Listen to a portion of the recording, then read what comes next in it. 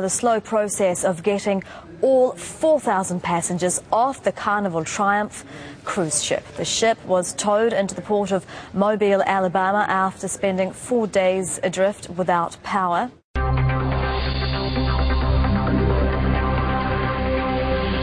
Limping into port, the Carnival Triumph's voyage wasn't supposed to end like this. Thousands of washed-out, jaded passengers streamed from the beleaguered ship, drained but delighted to finally be back on dry land. Families waited for hours to greet weary loved ones, buses queued to take them to what they'd been dreaming of, hot showers and warm dinners. They kept saying we were completely safe, but it didn't feel safe. It's been a lot of hugging, kissing, and thanking God that it's over. All those lights are on now. Over 4,000 passengers and crew were on board the Carnival Triumph when 5 days ago an engine room fire knocked out power and plumbing, leaving it drifting in the Gulf of Mexico. Tugs were used to bring the stricken vessel back to land, a sluggish journey which was at times slower than walking speed. Passengers described conditions on board as being like a shantytown. Others said the stench was like an outhouse. Leaking sewage led to talk of toxic hallways. Many opted to sleep in makeshift tents on deck. Those who were able to charge mobile phones made contact with loved ones. How are you doing? We're surviving. And happy Valentine's Day. I love you. Happy Valentine's Day to you too. I love you. Cannot wait to see you.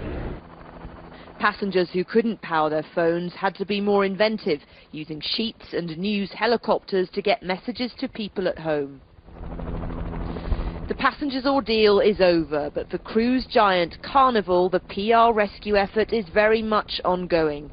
Last year, its luxury ship, the Costa Concordia, was grounded off the coast of Italy. 32 people were killed. We are glad to be on dry land. It's just been a horrible experience for us. It was a great cruise to start off with, but it just, you know, the morning of Sunday morning the fire, at 5:30, there was a fire alarm, and we've been kept in the dark a lot. We haven't been told everything that we probably should have known, and it was just, you know, That's because you just... the things just kept getting worse and worse, and we could never ever really get a straight answer. The bathroom facilities were horrible. We couldn't flush toilets. no electricity. No electricity. Our rooms were in total darkness. We had no air. Horrible. And we had it's just been a really taxing experience for us. We have gotten our guests back to land. Now we need to get them home, and we have the full resources of Carnival are working from here to get them home as quickly as we possibly can. Now, the most important thing for me at this point in time is to go on board and to apologize to our guests. Once I finish that, I'm going to walk around and I'm going to try and help to expedite the process of getting them off and getting them on their way as quickly as I can. The company estimates it will take a few hours for all the passengers to disembark, using the one functioning lift on board.